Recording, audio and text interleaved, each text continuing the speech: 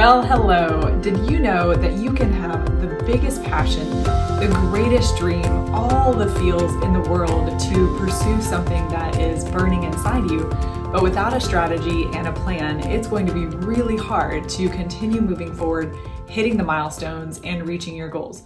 So I have 7 tips to help you plan out your day to maximize your energy, your creativity, and your rhythms. Rhythm is a really important part of life. Sometimes we talk about finding balance in life.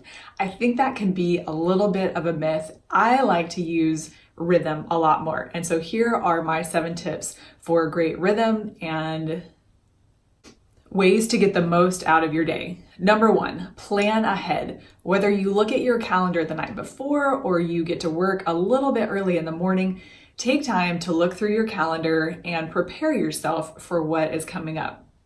Number 2, pick out 3 main tasks. What are the top 3 things that you want to get done today?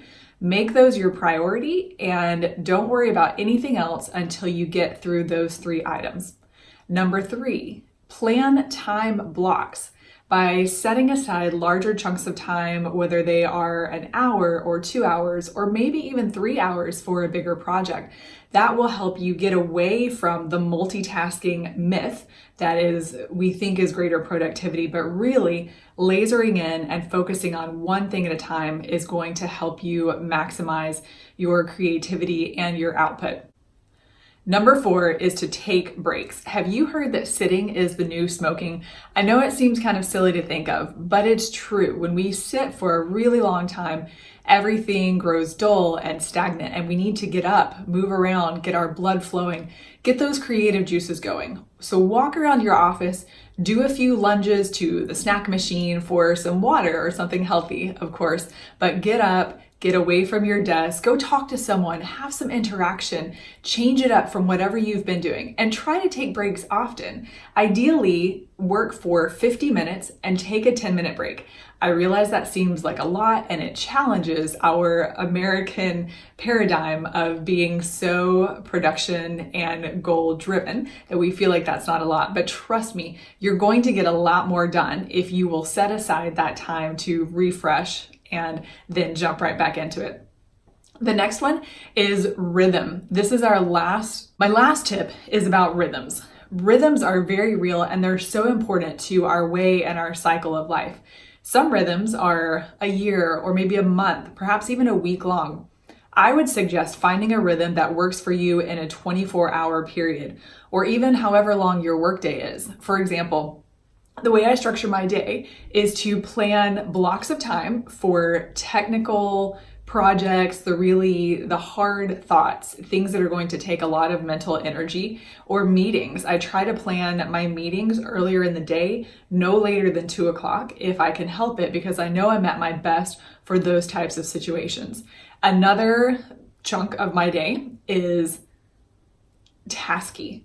All the tasky things like answering my emails, going through mail that's in my box, those kinds of things that don't need as much focus. Sometimes I plan those for right after lunch because we all know you eat a little bit no matter what. For me, even if I eat healthy, I still start to hit that slump in the early afternoon. So I just try to get the tasky things done then. Plan out a chunk of time, give yourself some grace, knowing that you're not going to be your sharpest at that time. And the very last piece is figuring out when you are most creative. This is really important to maximize everything that I talk about, becoming the best version of you, achieving your visions and your dreams. We need those times that we block out to be creative. And creative looks different for everyone. So for me, creative might be strategizing on a budget. So yes, it's still technical and there are numbers and spreadsheets involved, but in a way it's creative for me. My brain, I'm very left-brained, and so that works for me. As well as strategizing. I get to strategize about some of the leadership plans, how to plan out sequential growth strategies for the people that I get to work with.